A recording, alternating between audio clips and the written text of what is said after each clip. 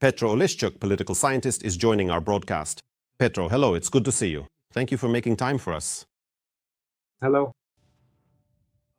The very possibility of a meeting between Trump and Putin is being interpreted in completely opposite ways, I noticed today. Yes, from a global geopolitical humiliation of Putin, who is trembling and begging Trump for a meeting, to a global geopolitical victory for Putin. He has once again put the sanctions on hold and outsmarted Trump. In your opinion, where does the truth lie on this scale? Well, to fully answer that question, we need to address the main issue. Have the sanctions really been put on hold? So far, there has been no official position from Trump on this matter. He promised to make an appropriate statement. Let's listen. Perhaps he really will postpone them in some way, and in that case, it would probably be a certain achievement for Putin, or maybe not. But in any case, we see that Putin cannot set the parameters of this discussion. They are still being set by the other side. And all the statements that sanctions supposedly only help us, that they don't play any role, and so on and so forth, in reality, they turned out to be false. No, in order to avoid them, the Kremlin has to come up with rather cunning schemes, and they don't even seem particularly concerned that their proposal in response to the ultimatum for a meeting is, in essence, an acceptance of that ultimatum. And essentially, Putin is clearly and unequivocally admitting that he is in a subordinate position relative to the President of the United States. Of course, all of this can be presented as a tactical success, as an opportunity to buy time, and so on. And most likely, that's exactly how the Kremlin sees it. But in any case, this is not the position of an independent geopolitical player who is completely indifferent to any sanctions from the United States. Clearly, they are not indifferent, far from it in fact, and we will see this. But whether there will be sanctions from the United States against the Russian Federation is in fact probably a sore point for Donald Trump right now. You have to admit, it seems that the meeting with Whitaker was a failure. But Trump is politically camouflaging, so to speak, this political failure because he probably realizes that he has a very limited arsenal of tools and he basically cannot stop this war by putting pressure on the Russian Federation. Plus, India has also started rebelling and now it even smells like an Anschluss with China. And that's why many of his plans that he was counting on, for example, this pressure on India, may not work out. That's why a pause is now beneficial even for Donald Trump, who will probably be looking for some new solution.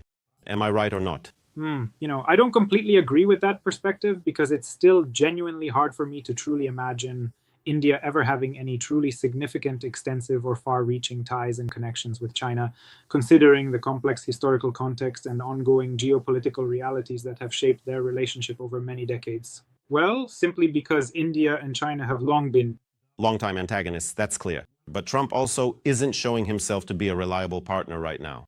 You can't really say that the US under Trump is a reliable partner for India today either. Well, India in a significant way created this challenging situation entirely for itself.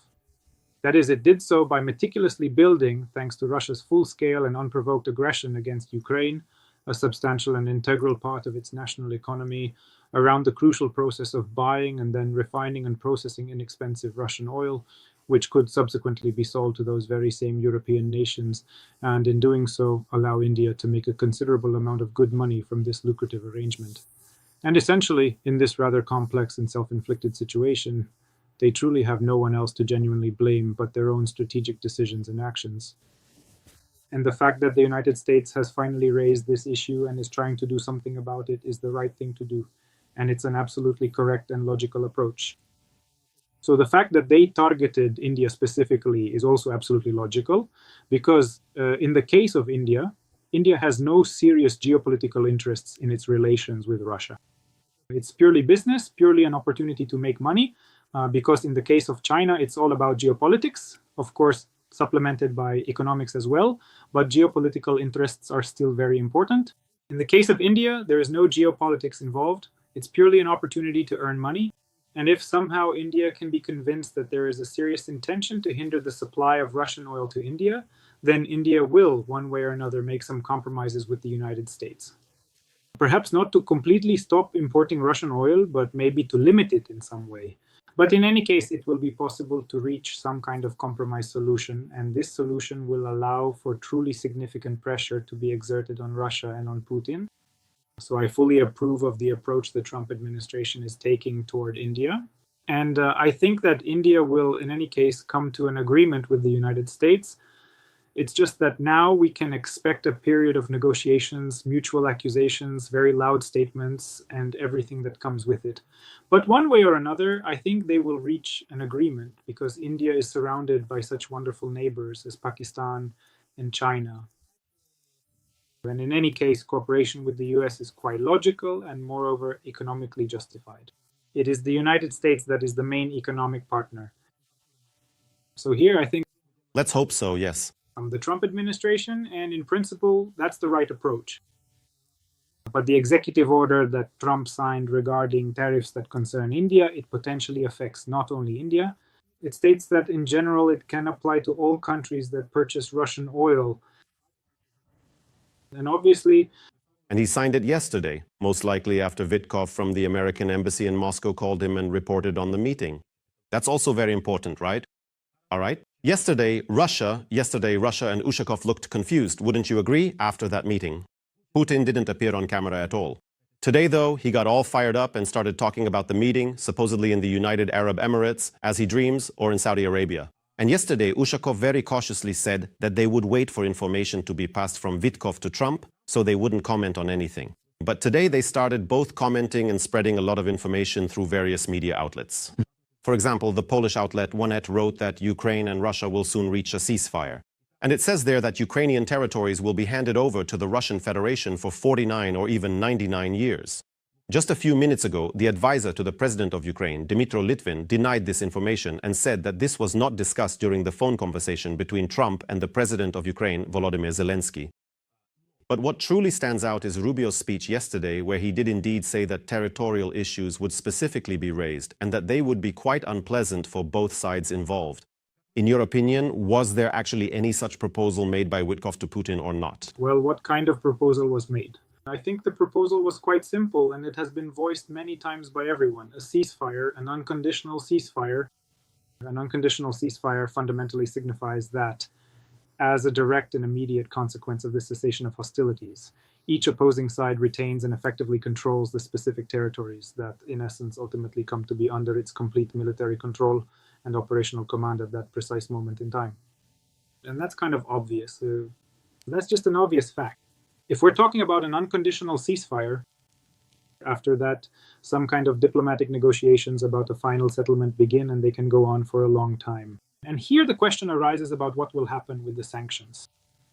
That is, it's clear that in the event of a ceasefire, some sanctions could be minimally lifted as an incentive for such a ceasefire. But going forward, the question remains about all the numerous sanctions that will stay in place. This will probably be the key issue, since it is precisely the maintenance of these sanctions that could serve as the main diplomatic tool for Ukraine to regain control over the territories occupied by Russia.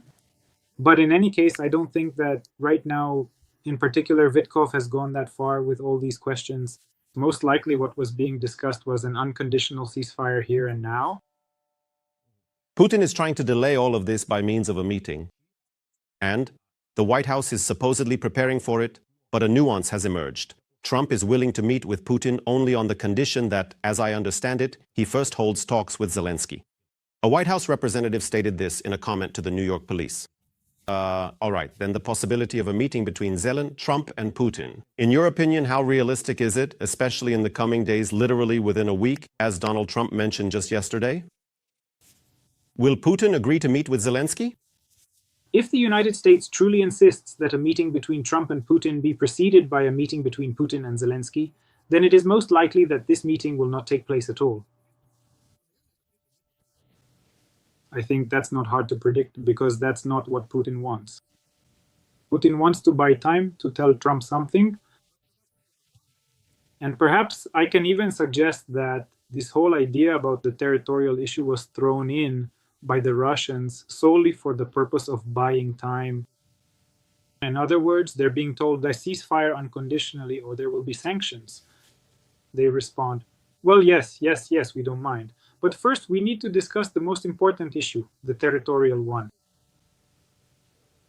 And the territorial issue is the kind of question that can be discussed for years. We understand this perfectly well ourselves. So they'll bring up some arguments of their own and keep referring back to them. I don't know, maybe they'll start with Rurik, or at least from Lenin, and try to justify everything somehow, and it will be a pointless conversation that drags on for a long time. I can reasonably assume that Vladimir Putin's primary goal right now is to deliberately drag the United States into this utterly pointless and protracted conversation in order to significantly delay the inevitable imposition of comprehensive sanctions, and in this particular way, simply buy himself some much-needed additional time. Naturally, if... And how long can this go on? How long do you think this could last? This question depends entirely on the position of the President of the United States, on how long he is willing to tolerate it. But we can see that obviously Trump understands this as well. And some of the statements made by him and members of his administration indicate that overall, Trump is not willing to meet just for the sake of meeting. Trump is ready to meet even tomorrow, but only if, as a result of this meeting, he can present to the whole world that he has ended the war. That's why he needs guarantees that this meeting will mean the end of the war. That's why, as has been mentioned before, he needs a meeting between the presidents of Ukraine and Russia so that everything can be coordinated and approved there. And it's clear that this is what Trump is aiming for in this situation.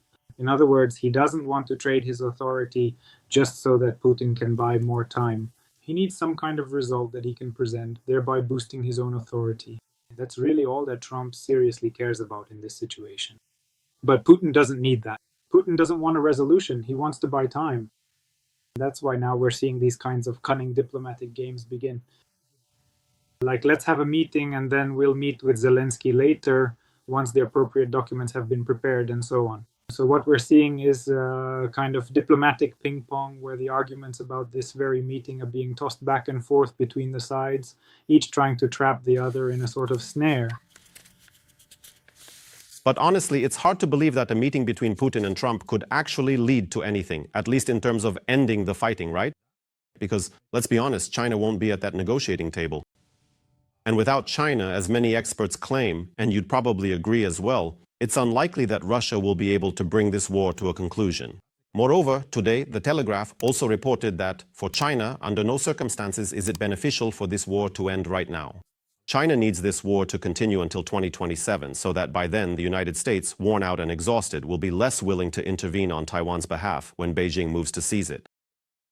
What do you think? How does China view this whole situation right now? Well, I agree that it's not in China's interest for the war in Ukraine to end. For China, it's not even really about Taiwan. China simply likes that Russia is becoming more and more isolated from the rest of the world, relying exclusively on China. China is the main buyer of Russian raw materials. China is also the main seller of everything to Russia. China is simultaneously both the market and the supplier of everything for Russia. In other words, it's complete economic dependence on China. And all of this is a direct result of this war. That is, Russia is forced to reorient itself primarily toward China. Naturally, China likes this and is happy for it to continue and so on, until Russia finally cements its status as a Chinese protectorate. I think this is even more important than any motives related to Taiwan. Well, simply because you can't really say that the United States is deeply involved in the war in Ukraine. On the contrary, they have always tried, even under the Biden administration, to distance themselves from this war as much as possible, providing only minimal support to Ukraine and not really trying to ensure a strong position for Ukraine on the front lines. So I think that if such motivations and motives do exist, they are probably secondary. But the fact that Russia is strengthening its dependence is in principle something that suits China. Moreover, China is clearly not satisfied with the very idea that the United States and Russia might reach some kind of agreement, which could then serve as a basis for some sort of reset in relations between Russia and the United States. In other words, just yesterday you had Russia completely in your hands, and now it might try to turn toward the United States. China absolutely does not need this, so the very fact of such an agreement, even if they were not interested in the continuation of the war, would still be something China definitely would not like. I actually think that China could very well agree to some kind of temporary ceasefire in Ukraine, as long as it did not mean any sort of global reset of relations between Russia and the West, but rather preserved the status quo. I think the most important thing for China in this situation is for its ties with Russia to deepen, while Russia's relations with the West do not recover and remain rather complicated. So logically, all of this should eventually lead to Trump finally turning toward Ukraine sooner or later. And this should be reflected in the supply of weapons, in the sanctions policy against the Russian Federation and its partners. Am I understanding this correctly or not? And then the second and final question. There are just a couple of hours left until 0 hour, until the deadline. Will it be postponed again, or will we see tomorrow morning or maybe in the afternoon that Trump's sanctions promises are actually fulfilled? As far as I understand, Trump's speech is scheduled for 11 p.m. Kyiv time. So I think more or less around that time we'll find out, most likely. It's hard for me to predict, because it's Trump, and understanding his logic isn't always easy, especially since most likely there are also different positions and viewpoints within Trump's inner circle. There's a more aggressive stance, which some members of Trump's team are pushing for, and there's a more moderate position as well. So it's hard for me to predict. Well, I think that after all, I wouldn't rule out that Trump, despite everything, will impose some sanctions.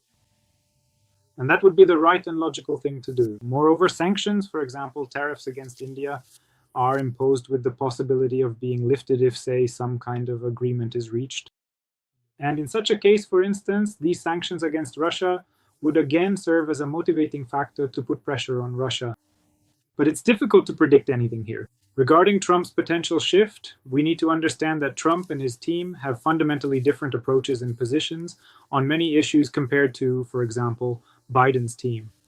Therefore, Trump's team, in any case, will not act toward Ukraine the way Biden's team did. That is, most likely there will be no aid packages for Ukraine. But it's clear that Trump and his team are seriously committed to implementing a program in which Ukraine's European partners order the necessary weapons from the United States, pay for them with their own funds, and Ukraine receives them. Probably in this format, arms deliveries could even increase. It's possible that some credit mechanisms for supplying weapons to Ukraine will be found. Ultimately, we can recall the legendary Lend-Lease program. Ideologically, it does not contradict Trump. It does not go against his ideology because Trump ran for office promising not to give away American taxpayers' money. He would only sell, only receive money, and increase the wealth of the state. Well, I suppose Trump could very well supply something to Ukraine on credit, but I'm just saying that we shouldn't expect Trump to suddenly turn into Biden. He won't, and, well, there are probably both pros and cons to that. But the fact that Trump will be forced to take reality into account, I think, is obvious to everyone. Well, there are still some advantages. For better or worse, yes, weapons have already started to arrive. And notice no one is tying our hands at this point. And for quite some time now, the armed forces of Ukraine have been successfully destroying both oil refineries and logistics deep inside the Russian Federation. And at the same time, no one is shouting about gas prices in America or how they might affect the political will of voters. So this is also one of the advantages that should be credited to Trump. You have to agree. Petro, thank you so much for taking the time to share your analysis with us. Petro Oleshchuk, political scientist, was our guest today. See you next time. See you next time. Every voice matters. Join our community, support independent journalism and help us bring you the truth from Ukraine. Become a member of Ukraine Today. Join us now.